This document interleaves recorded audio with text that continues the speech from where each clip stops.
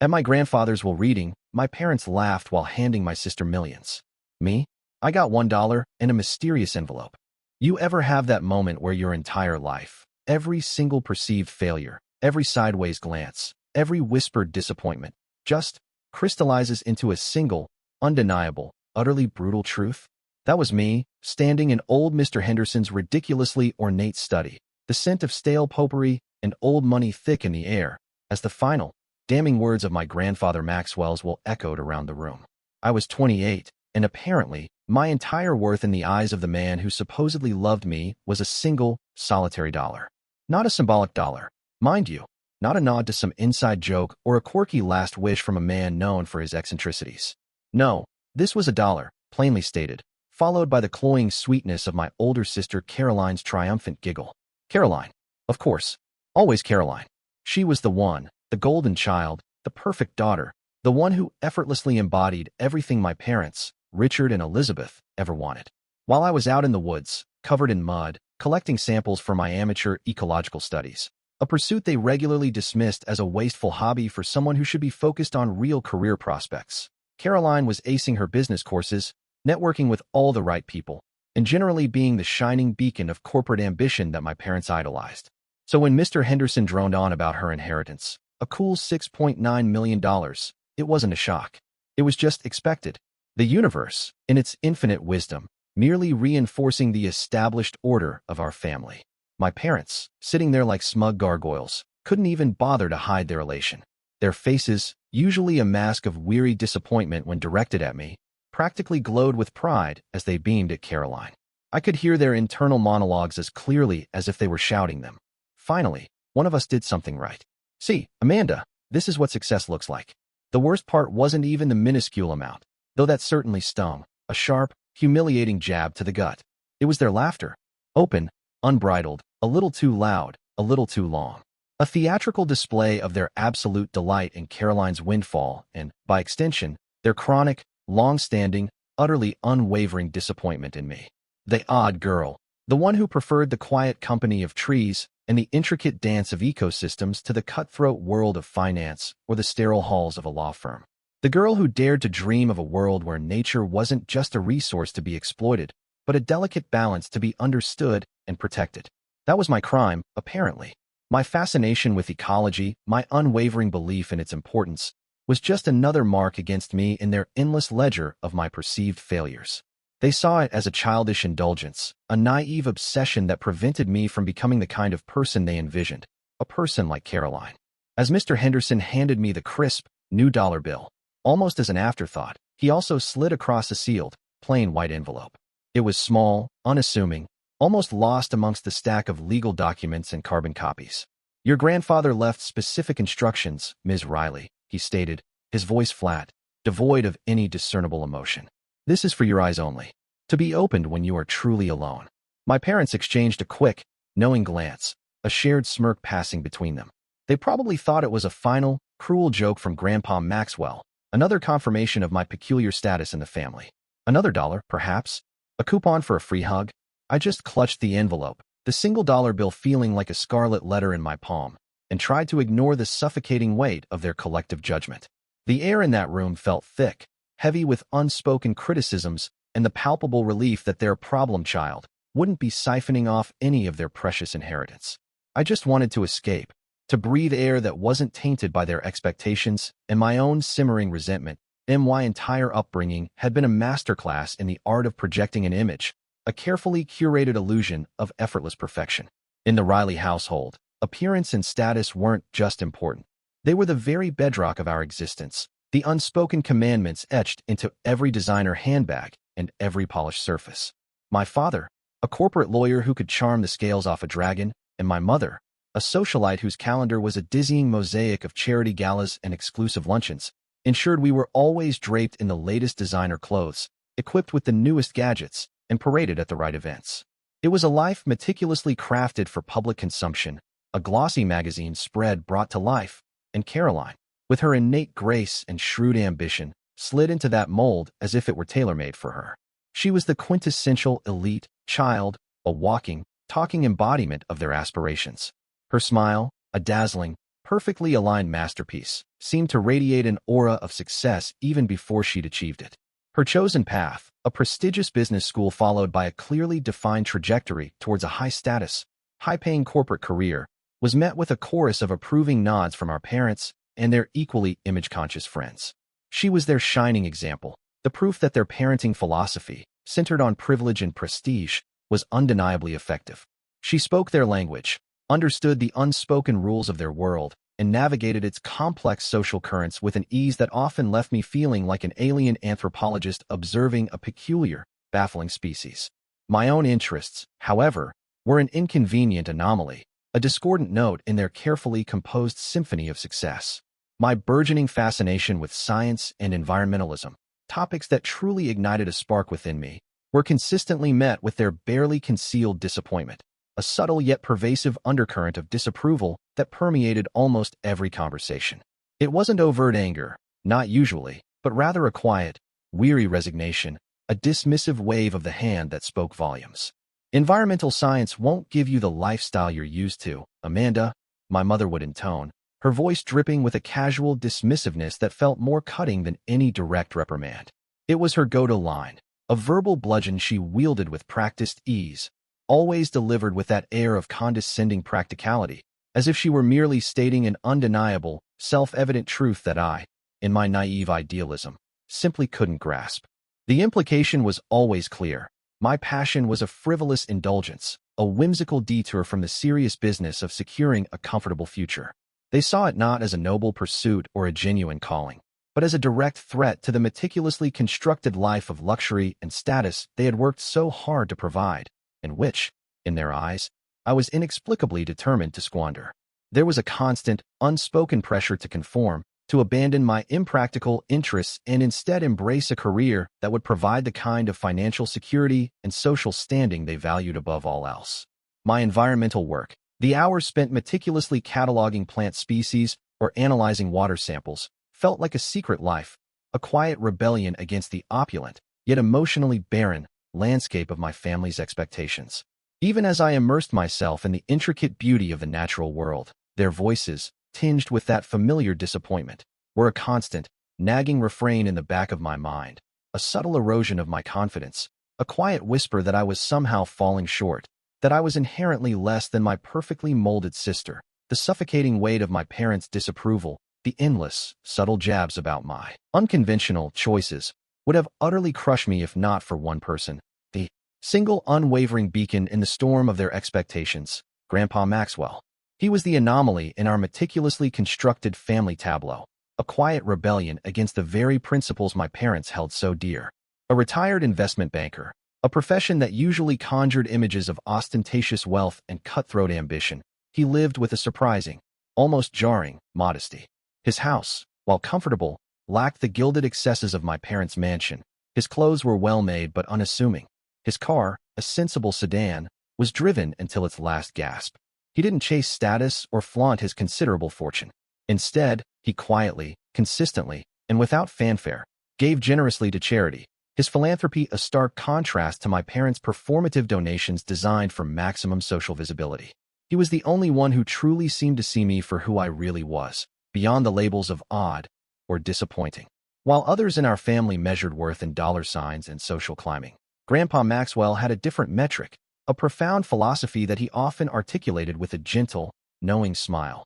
The true value of something is not in its price, Mandy, but in the purpose it serves. That simple sentence became my mantra, a quiet shield against the incessant barrage of materialism that defined my upbringing. It validated my own internal compass, the one that pointed towards something more meaningful than accumulation.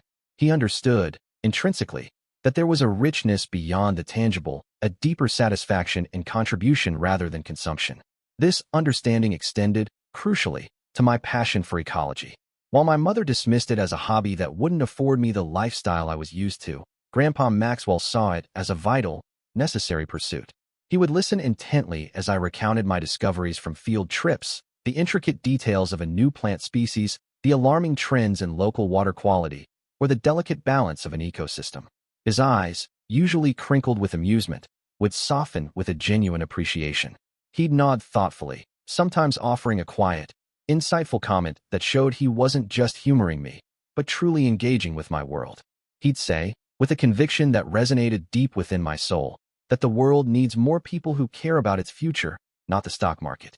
It was a direct, yet unspoken, rebuke to my parents' worldview, a quiet affirmation that my path, however unconventional, held a profound and undeniable significance. His words were the fuel that kept my passion burning, the antidote to the constant drip feed of discouragement from every other corner of my life. Family gatherings were, for me, a special kind of purgatory. They were elaborate affairs, usually hosted at my parents' sprawling estate, where the air was thick with competitive chatter, veiled boasts, and the clinking of expensive crystal. The conversation invariably revolved around achievements, acquisitions, and the latest social conquests. And, just as predictably, my parents would launch into their familiar routine, praising Caroline for her latest corporate triumph, her shrewd business acumen, her impeccable social graces, and then, almost seamlessly, segueing into their criticism of me. It would start subtly, a pointed question about my career prospects, a thinly veiled suggestion that I should reconsider my academic path, or a sigh followed by a lament about my lack of ambition.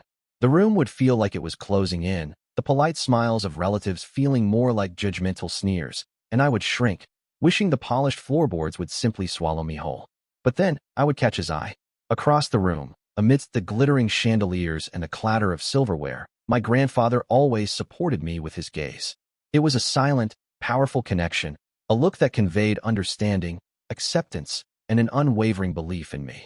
There was no pity in his eyes, no judgment, just a deep, abiding love and a quiet encouragement that told me, without a single word, that I was seen, that I was valued, and that my path, though different, was just as valid, if not more so, than Caroline's. In those moments, his gaze was my anchor, a lifeline in a sea of critical voices, a silent promise that I wasn't alone, that someone, at least one person, truly understood the language of my heart.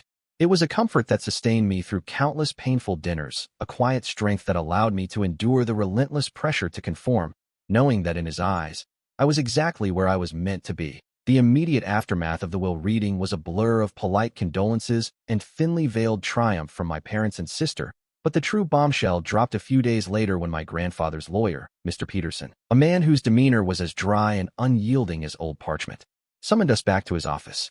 This time, the air was crackling with a different kind of tension, a nervous energy that even Caroline couldn't quite mask.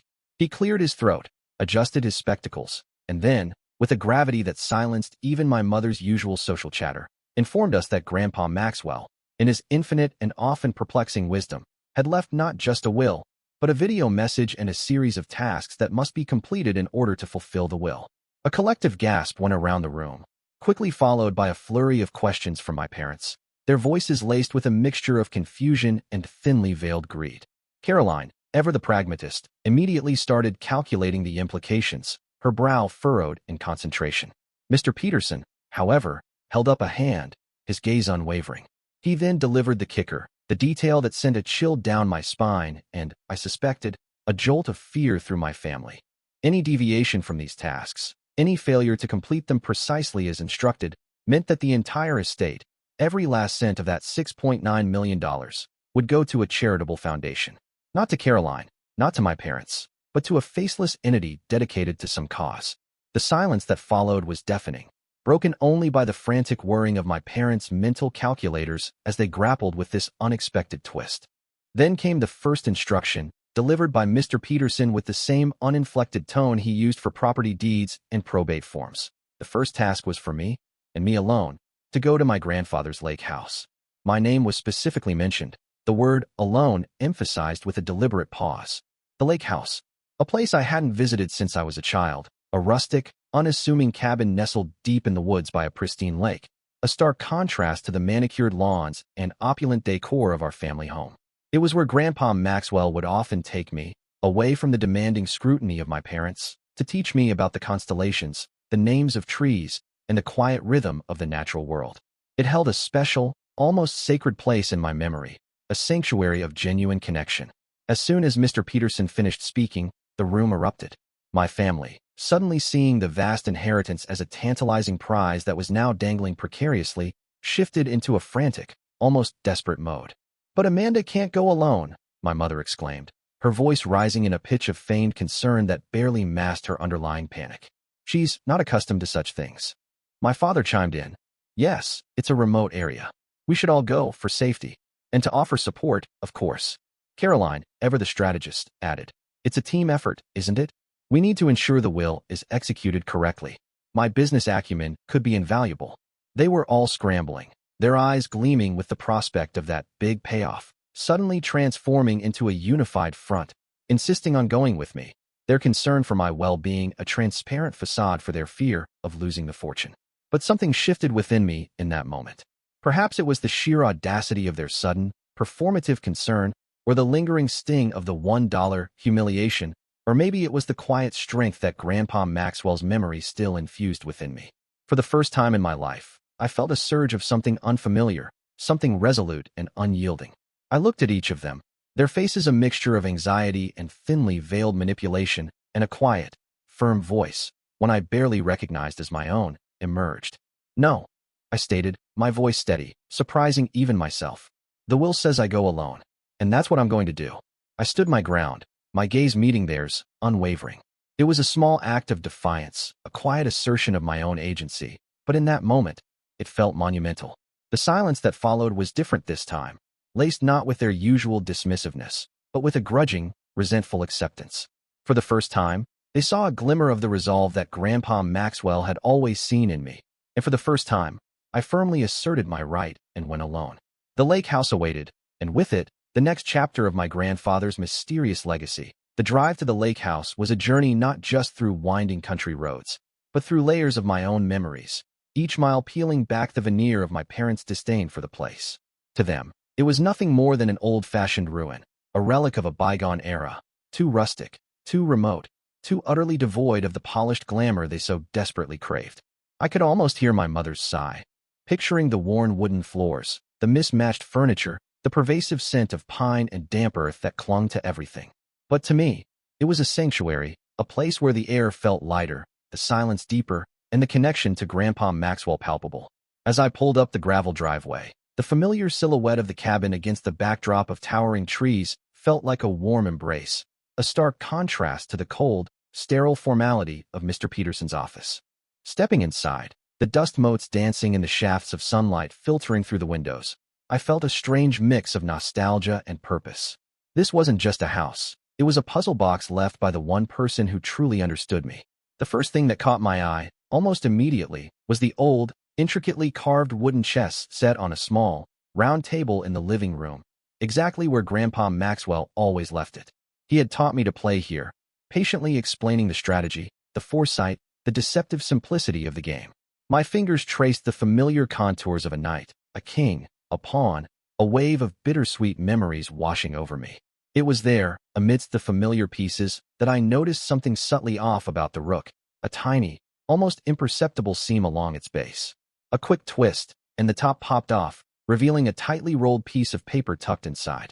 It was a note hidden in a chess piece, written in Grandpa Maxwell's distinctive, slightly shaky script. The note was cryptic, a riddle that spoke of first seeds and deep roots, hinting at his earliest ventures, a puzzle about my grandfather's first investment. It led me on a quiet hunt, a methodical search through old books, dusty photo albums, and the forgotten corners of the cabin, each step feeling like a conversation with his ghost. The solution, when it finally clicked, pointed to an innocuous-looking loose floorboard beneath the hearth, a spot I remembered him tapping playfully with his foot when we'd sit by the fire. With a grunt of effort, I pried it up, and there, nestled in the cool, dark earth beneath, was a small, metal box, heavy and unyielding. It was a safe in the floor, expertly concealed, a testament to his meticulous nature. My heart hammered against my ribs as I fumbled with the combination, a date I knew held special significance for him, the anniversary of his parents' immigration. The click of the tumblers was deafening in the quiet cabin. Inside, nestled amongst layers of velvet, were two items, another letter and a thick, leather-bound notebook. The letter was addressed to me, its words flowing with the same warmth and wisdom I remembered from his gaze. But it was the notebook that truly stunned me. Its pages were filled with meticulous entries, financial records, investment portfolios, and coded accounts, all written in his precise hand. As I painstakingly deciphered the figures, my breath hitched in my throat. The numbers weren't adding up to the $6.9 million that Caroline had inherited. They were vastly, impossibly, overwhelmingly larger. My grandfather's real financial assets, the true extent of his wealth, were much greater than those disclosed in his will, over $24 million. The sheer scale of it was mind-boggling, a fortune hidden in plain sight, deliberately obscured from the very family who prided themselves on their financial acumen.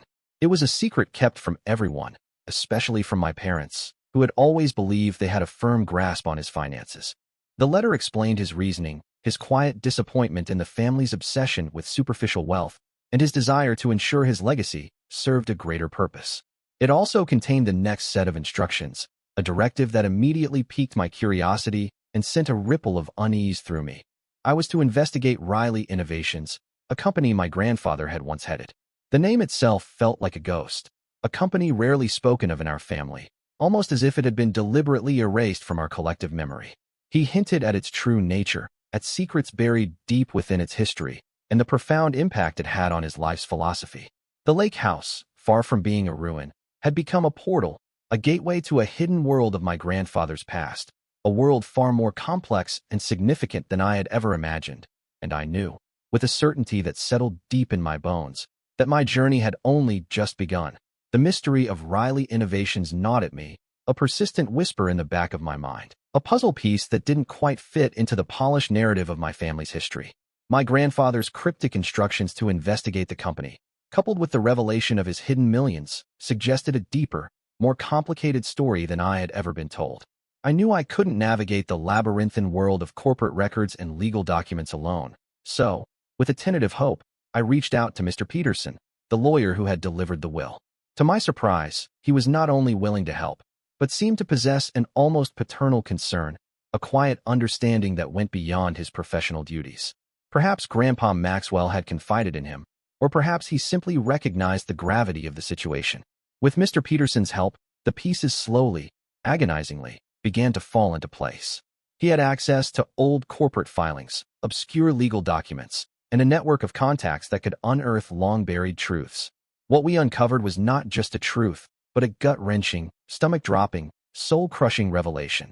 My parents, Richard and Elizabeth, the very people who had always preached about integrity and success, had betrayed my grandfather decades ago. The words felt like a physical blow, each document, each archived email, each financial transaction a hammer striking against the carefully constructed image of my family. The picture that emerged was one of calculated deception, a cold, ruthless act of familial treachery that made my previous disappointments in them feel trivial by comparison. They had orchestrated the sale of his beloved company, Riley Innovations, a company he had poured his life's work into, a testament to his ingenuity and vision. But it wasn't just a sale, it was a deliberate, malicious act of sabotage. They had arranged for the company's sale at an undervalued price, a fraction of its true worth, convincing my grandfather that it was the best, perhaps the only, viable option.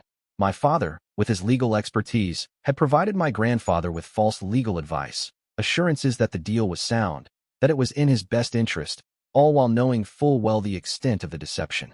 The documents showed a meticulously planned scheme, a web of deceit woven with the threads of trust and familial obligation. And for their efforts, for their betrayal of the man who had given them so much, they had received a substantial, secret payoff. The paper trail led directly to Wilson Technologies, the corporate behemoth that had acquired Riley Innovations. It revealed that my parents had been paid nearly $500,000 under the table, a clandestine payment for their role in facilitating the undervalued sale. This was not a commission, not a finder's fee. It was a bribe, a reward for their duplicity, for selling out their own family. The irony was a bitter taste in my mouth. While they had received a paltry $500,000, Wilson Technologies had gone on to make billions from his invention, the very technology that Riley Innovations had pioneered. The scale of the injustice was staggering, a monumental theft of intellectual property and a profound violation of trust. This discovery, this raw, undeniable evidence of their avarice and deceit, was the biggest disappointment of my grandfather's life. I could see it in the margins of his personal notes, in the subtle shifts in his meticulously kept ledgers, in the quiet, melancholic tone of his later entries. He had been a man of immense integrity, and to be so profoundly betrayed by his own son and daughter-in-law, to have his life's work stolen from him by the very people he trusted, must have been an unbearable burden. This revelation, more than the hidden millions or the cryptic tasks, stunned me to my core.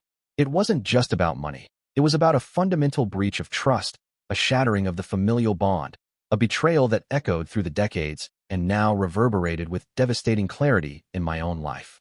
The image of my parents, always so concerned with appearances, with their carefully constructed facade of respectability, crumbled before my eyes, revealing a dark, ugly truth beneath.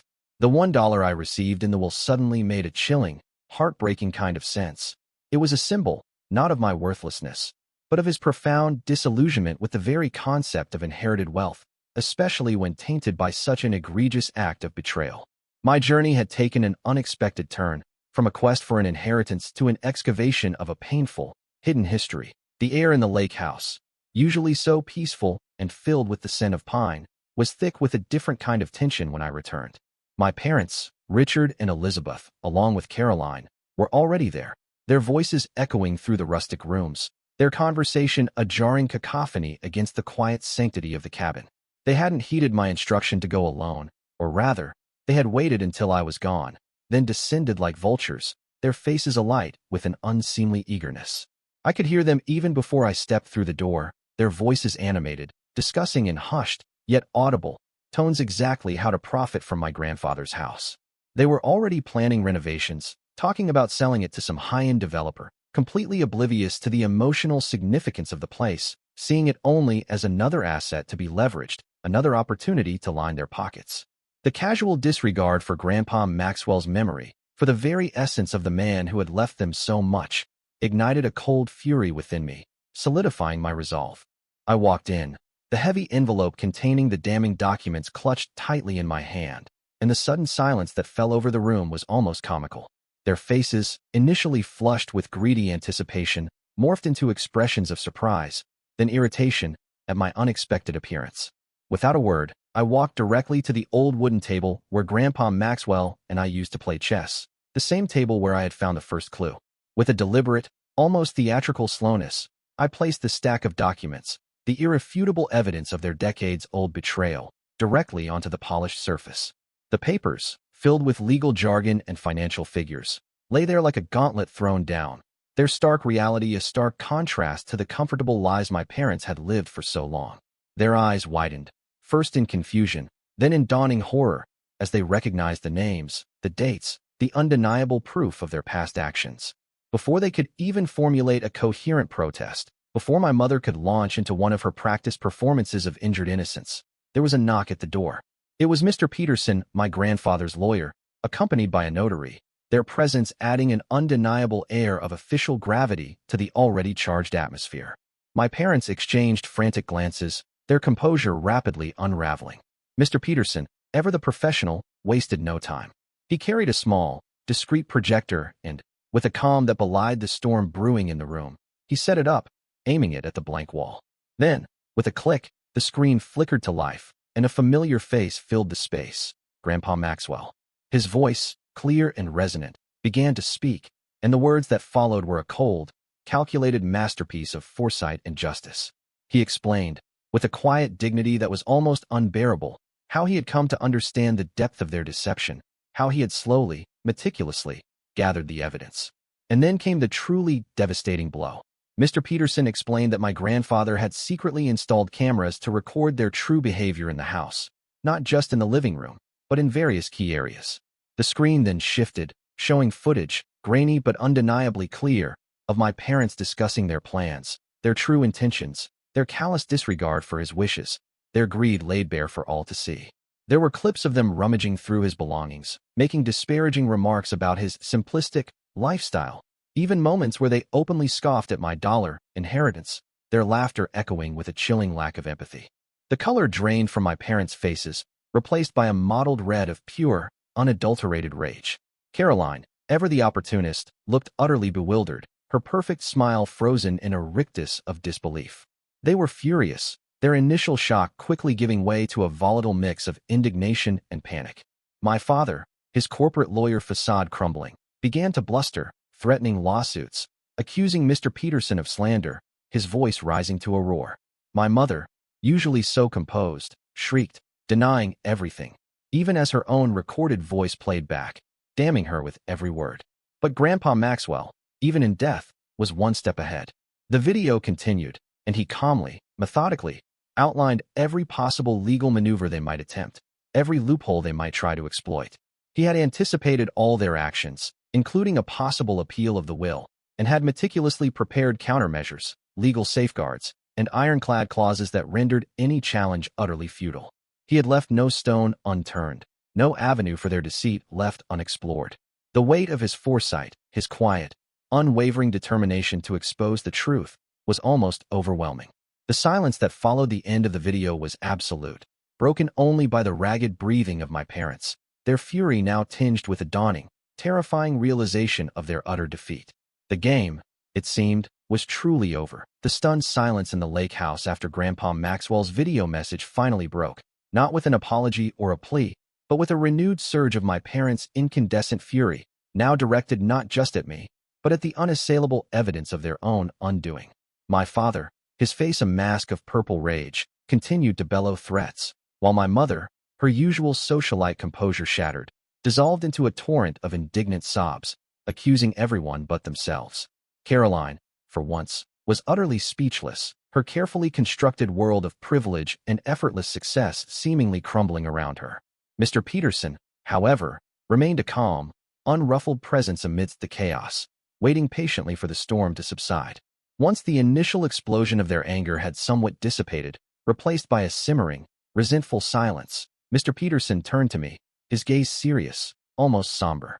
He explained that my grandfather, with his characteristic foresight, had left me with a final, monumental decision, a choice that would determine not only the fate of his vast fortune but also, in a profound way, the trajectory of my own life. He laid out the two paths before me with meticulous legal precision. The first option, he stated, was for me to sue my parents for fraud. He detailed the overwhelming evidence we had amassed, the irrefutable proof of their deceit, the paper trail leading directly to their illicit $500,000 payoff.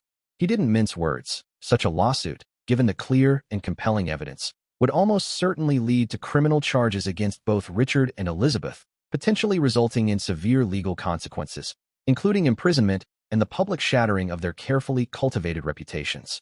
It was the path of retribution, a direct and devastating blow that would expose their crimes to the world and ensure they faced the full weight of the law. The second option, he continued, was to implement my grandfather's alternative inheritance plan.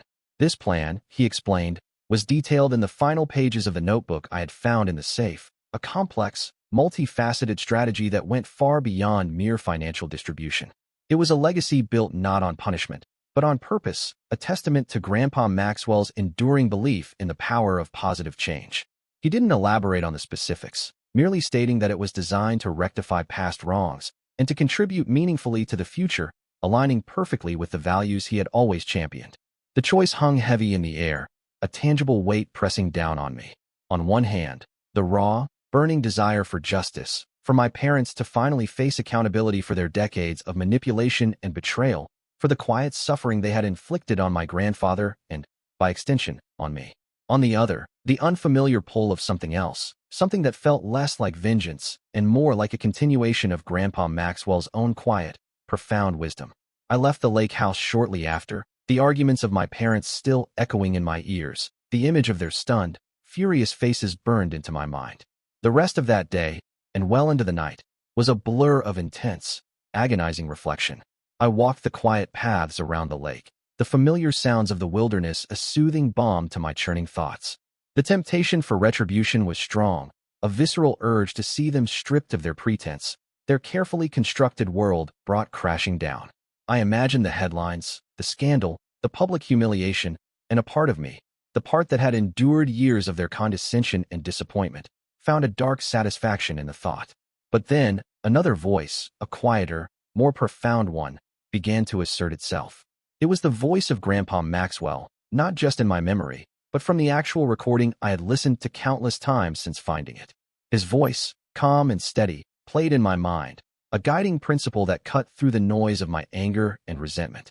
He had known this moment would come, had anticipated my struggle, and had left me with a final, profound piece of advice, a philosophy that had guided his own life after the betrayal. Forgiveness is optional, Mandy. His voice resonated, clear and unwavering. Wisdom is mandatory. Those words, simple yet profound, resonated deep within my soul. Forgiveness, he implied, was a personal journey, a choice I might or might not make, and he wasn't demanding it. But wisdom, that was non-negotiable. Wisdom meant looking beyond immediate gratification, beyond the fleeting satisfaction of revenge, to consider the larger impact, the long-term consequences, the true purpose of my actions. It meant choosing a path that honored his legacy not just financially, but philosophically. As dawn broke over the lake, painting the sky in hues of soft pink and gold, my decision solidified. The desire for vengeance, while potent, felt ultimately hollow, a fleeting catharsis that would leave a bitter taste. Grandpa Maxwell had not sought to destroy his betrayers, but to build something new, something meaningful, from the ashes of his disappointment. He had chosen to channel his pain into purpose, his anger into foresight. And I, his truest heir, understood. I chose the second option, the path of wisdom, the path of change. I decided not to punish, but to change. Not to tear down, but to build. Not to dwell in the past, but to look towards a future where his true values, the ones he had instilled in me, could finally flourish. The vast inheritance, the hidden millions, would not be a tool for retribution, but a catalyst for something far greater, something that would honor his memory in a way that no lawsuit ever could. The true work, I realized, was just beginning. The decision, once made, settled over me with a quiet certainty, a profound sense of rightness that transcended the lingering sting of betrayal. It wasn't about letting my parents off the hook. It was about honoring Grandpa Maxwell's true legacy, about transforming a painful past into a purposeful future.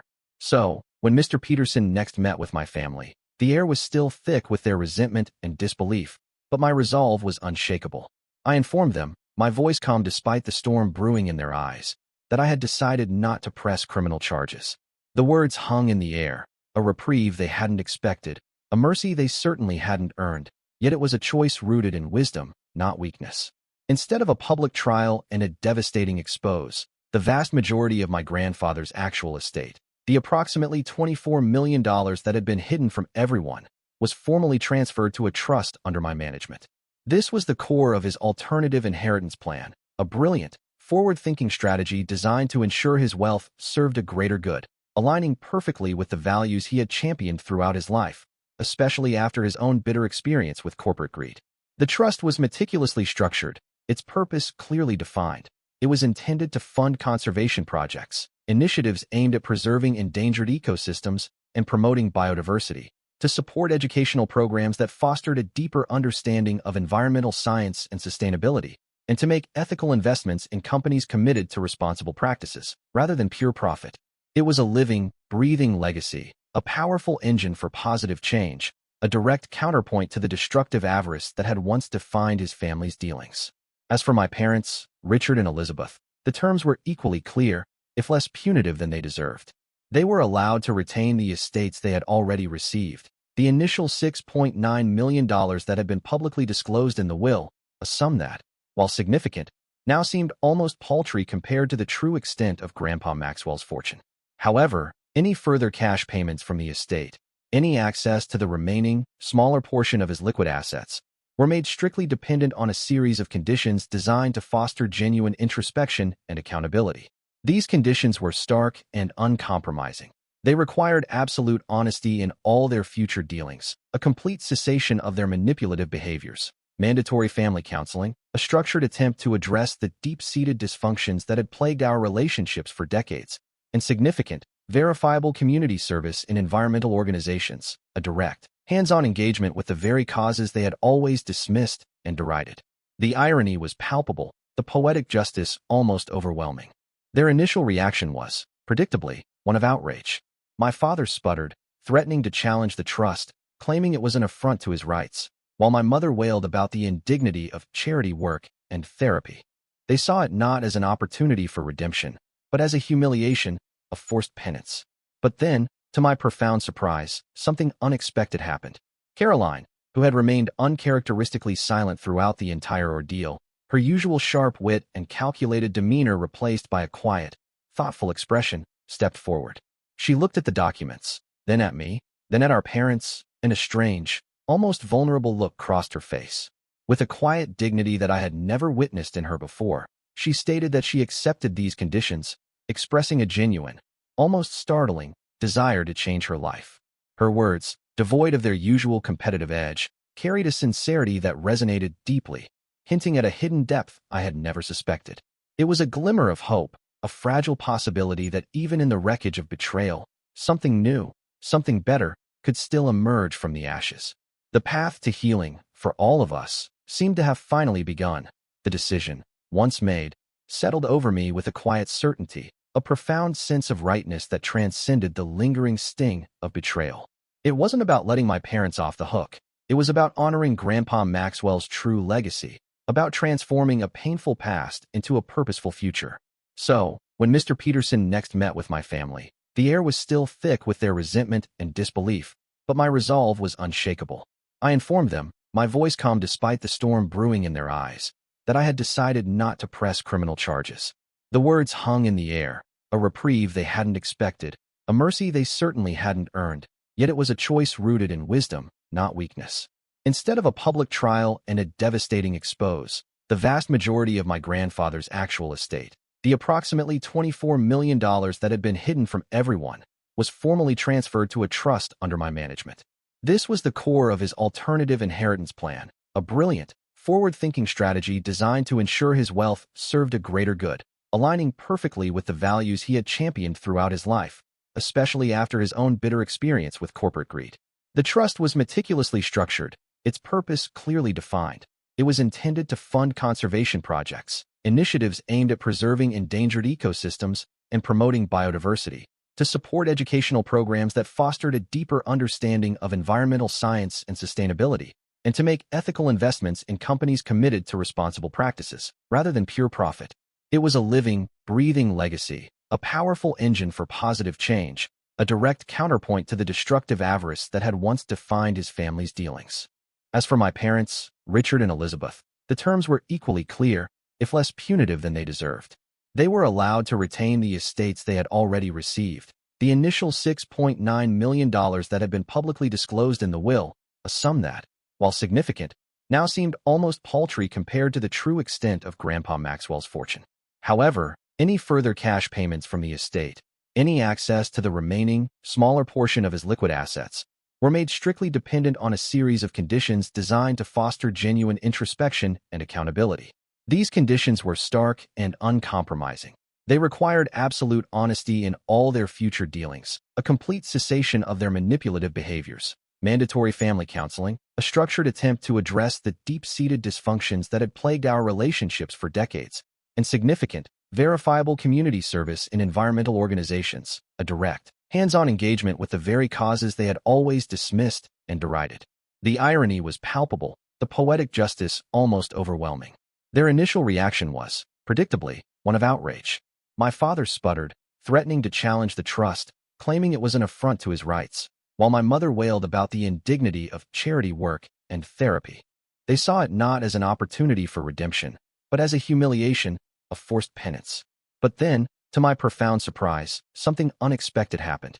Caroline, who had remained uncharacteristically silent throughout the entire ordeal, her usual sharp wit and calculated demeanor replaced by a quiet, thoughtful expression, stepped forward.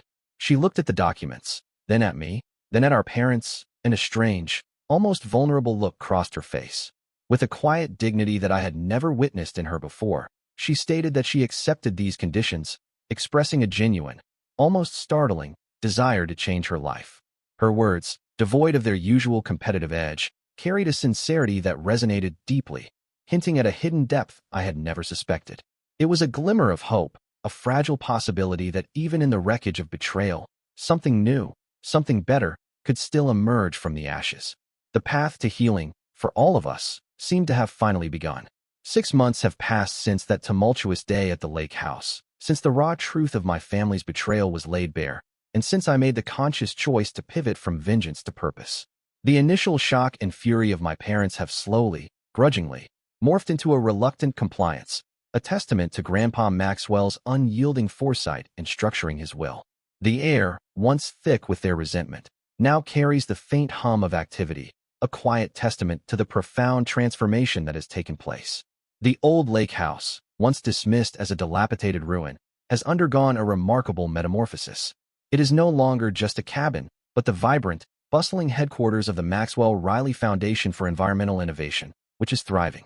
The rustic charm remains, but it's now infused with a new energy, a sense of purpose that radiates from every corner. The once dusty rooms are now filled with the quiet murmur of dedicated individuals, the soft click of keyboards, and the rustle of blueprints for new conservation projects. We've launched several initiatives, from local wetland restoration efforts to educational workshops for rural communities, and the foundation is not just functioning. It is thriving, exceeding even my most optimistic expectations. The very walls seem to breathe with Grandpa Maxwell's spirit, his vision finally brought to life. For me, personally, these past 6 months have been a journey of profound self-discovery and healing. I have finally found my true calling, a path that aligns perfectly with every fiber of my being, a sense of direction that had been obscured for so long by the shadows of my family's expectations. The work is demanding, challenging, but it is also deeply fulfilling, resonating with the passion for ecology that my parents had always dismissed. More importantly, I have cultivated authentic relationships, connections built on mutual respect and shared values, a stark contrast to the superficial bonds that characterized my upbringing. Chief among these is my growing connection with Mark, the Foundation's legal advisor.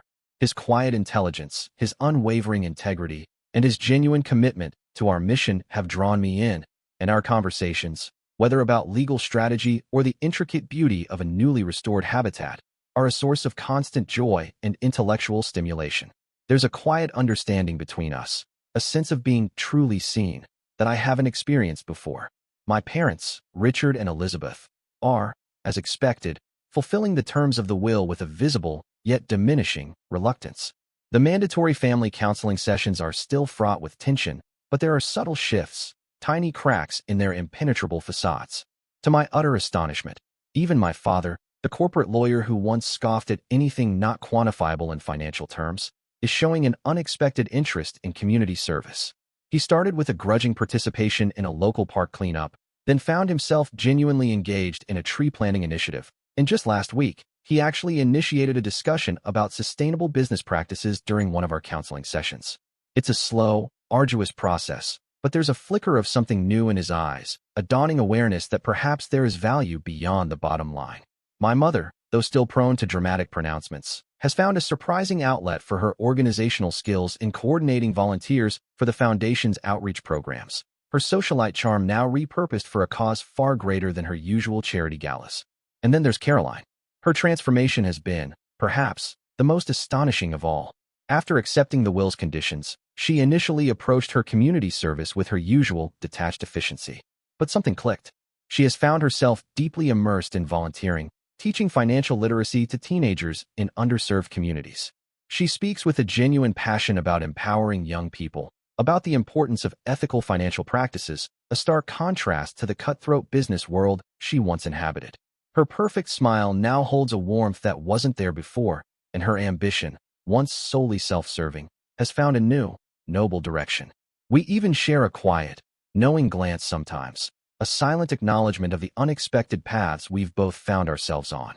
Grandpa Maxwell, in his infinite wisdom, left me not only a substantial amount of money, the hidden millions that now fuel a mission far grander than any personal fortune, but he also bequeathed the most valuable legacy of all, the courage to see the truth, however painful, the strength to live authentically, shedding the expectations and disappointments of others, and the profound ability to build a life that truly reflects my deepest values. This legacy, born from betrayal and forged in resilience, is not just a gift. It is a profound responsibility, a sacred trust, and I know, with every fiber of my being, that it is a legacy worth protecting, nurturing, and expanding for generations to come.